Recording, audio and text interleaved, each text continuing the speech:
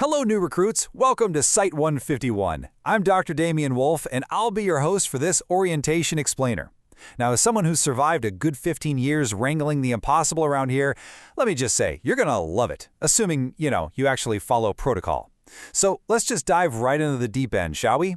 Pay really close attention here as you transition into our isolation protocols aboard the Eremita. Honestly, your very identity is kind of depending on it. This right here is an observation from Dr. Eugene Getz after our, let's call it disastrous first contact with the entity. It perfectly captures the sheer psychological weight of your new assignment. You see, you're not just dealing with some massive biological organism down in the pitch black. No, you are literally staring directly into a void. Now, what's really fascinating about this timeline is how a totally standard Cold War-era panic over some missing fishing boats ended up unveiling a massive, dormant horror lurking right beneath the Ganges fan. Back in 1971, these missing Bangladeshi boats caused a massive media stir. U.S. Foundation researchers managed to connect the dots back to a 1969 incident. We sent some divers down and, well, we made a discovery that completely flipped our amnestic programs upside down. Let's put this into perspective, okay? We are talking about a creature so incomprehensibly huge that it flat out defies the basic laws of biology. It's an eel-like entity somewhere between 600 and 900 kilometers long, and it spends almost all of its time just sitting there, completely motionless in the deep, barely twitching anything besides its giant head. The craziest part? It doesn't even seem to need sustenance to survive in any normal biological sense, and that is exactly where things start getting truly weird. Now, as a researcher with a pretty extensive background in psychology, I literally cannot stress this next point enough. SCP-3000 is a Class 8 cognitohazard. When you get near it, the electrical signals in your brain will actually start to misfire. Just being in its proximity begins breaking down the human mind. So whatever physical danger you think you're in, it is completely eclipsed by the sheer psychological threat. So if you're stationed down there, these are the terrifying early warning signs of cognitive drift. This is your brain telling you that your identity is unraveling. Take a good look and memorize this. If you or anybody on your dive team complains of this inexplicable needling headache, or if they suddenly get kind of hazy and forget their own call sign, you must immediately execute emergency communication protocols and abort the dive. Seriously, do not wait around. Call it in. To give you an idea of the raw terror here, the very first biologists to make contact had their minds completely emptied into that void before they even got close. A guy named Williams, he had incredibly low mimetic resistance. The anomaly basically wiped his cognitive functions totally clean, and he tragically ended his own life against a submarine porthole just to escape the mental agony. It's brutal. You've got to understand, SCP-3000 isn't just some apex predator. It is an active eraser of the self. It dismantles the exact electrical signals that make us human. To fight back against this, I highly recommend doing practical mental exercises during your shifts.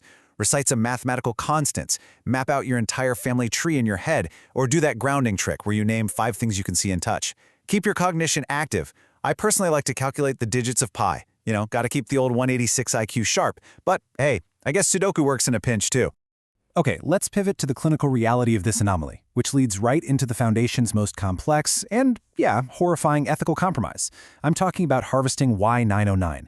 This thick, toxic, dark gray fluid, some of the guys call it eel jelly, is the entire reason Site 151 even exists. And frankly, it's the reason every single one of you is sitting here today.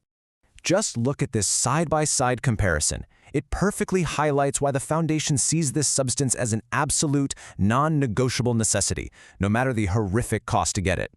Modern amnestics stabilized with Y909 are basically a miracle.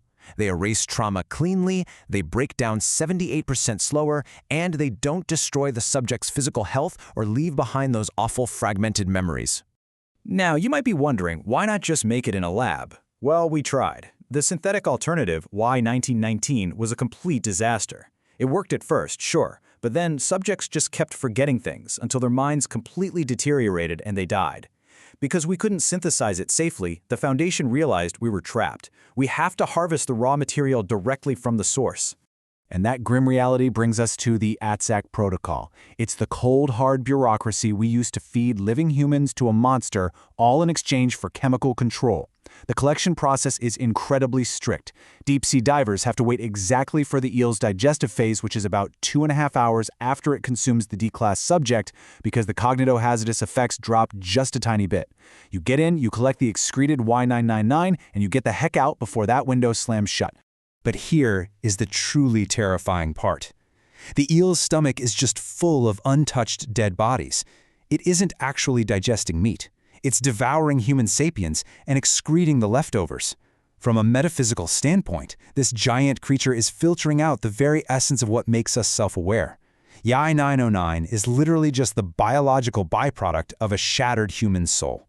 Given all this, the unimaginable stress at Site-151 often drives researchers to mythologize the creature. Take Dr. Krishnamurthy, for example. Brilliant guy. Absolutely brilliant.